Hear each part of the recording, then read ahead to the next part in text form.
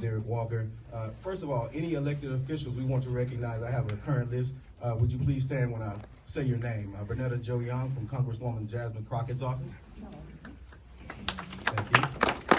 Ms. Tony Bryant from State Representative Vinton Jones' office. Former State Representative Lorraine Birabali. All right, Natalie Guerrero from Councilman Adam Bazadu's office. All right, Mayor Pro Tem Carolyn King Arnold is on the way. She's on the way. Listen, there's a great orator that says you can plan a pretty picnic, but you can't predict the weather. Andre. All right, here we go. We knew what you were talking about. Right. All right. Stand up. Councilman Jaime Resendez. He's right there. Thank you. Dallas ISD trustee Maxie Johnson. There he is in the back. Thank you. Former Councilwoman Diane Ragsdale. Legendary. Judge Audria Moorhead. Guest of honor and former chair and state representative Helen Giddings. All right, thank you. And now, if you will, please welcome our president and CEO, Mr. Harrison Blair. Good morning, everybody. Good morning. Look, I've been doing this job now for almost 4 years, so I'm a little older, so I had to type my remarks up, so if you'll bear with me.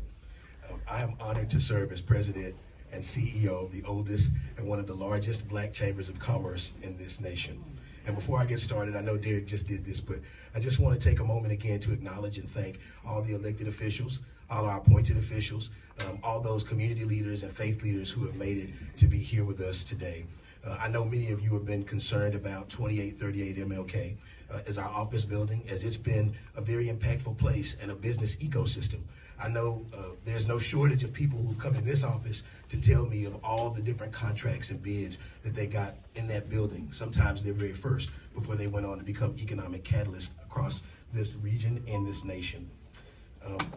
Somebody's microphone is gonna be crushed. Y'all better come get that. I wanna personally thank our former chairman, who may or may not be here with us today.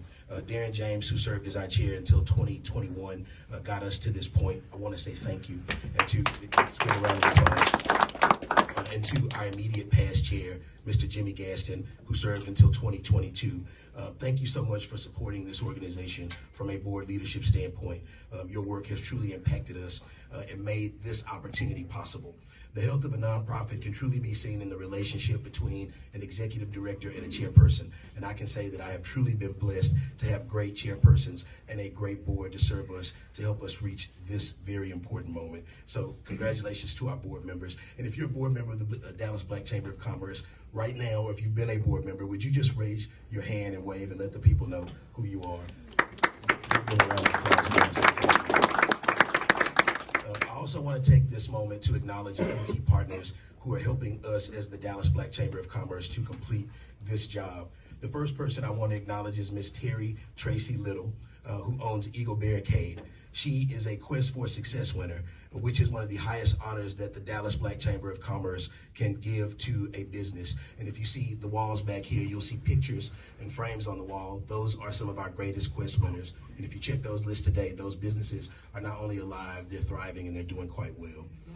I also want to take a moment to thank another Quest winner who's made this job possible, and I see him standing back there, and that's Mr. Quincy Roberts of Q Roberts Trucking. If you see the big excavator out front, his company dropped it off yesterday to much applause. We were very excited. We've already been in the rig, if you wanted to know. And among other things, Quincy is not only an entrepreneur, he's also a trained operatic singer. So I'm not calling you out. I don't know if you warmed up, but just know we have many different excellent business leaders who serve and are serving us. And we want to say thank you for the terms you've given us to complete this job.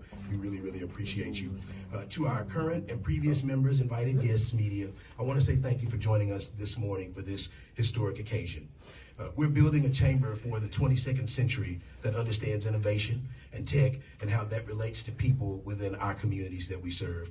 We are an intergenerational organization with a rich history of advocating for individuals, institutions, and infrastructure for businesses and nonprofits since 1926. That's almost 100 years. Let me hear you say it. building, again, a chamber for the 22nd century. And I have the esteemed honor of saying that under my leadership over these past almost 4 years, the Dallas Black Chamber of Commerce has seen record membership growth from less than 100 active members when I got here in 2019 to more than 800 active members today. We've been able to serve over 2,000 businesses and nonprofits. We've helped more than 300 businesses access $5 million in capital so that they could scale, grow, and become economic catalysts across our region and our nation. We've achieved impact and growth with strategic focus on data, advocacy, economic development. We've done this through programming, relationship building, and service to the communities that we work with across North Texas.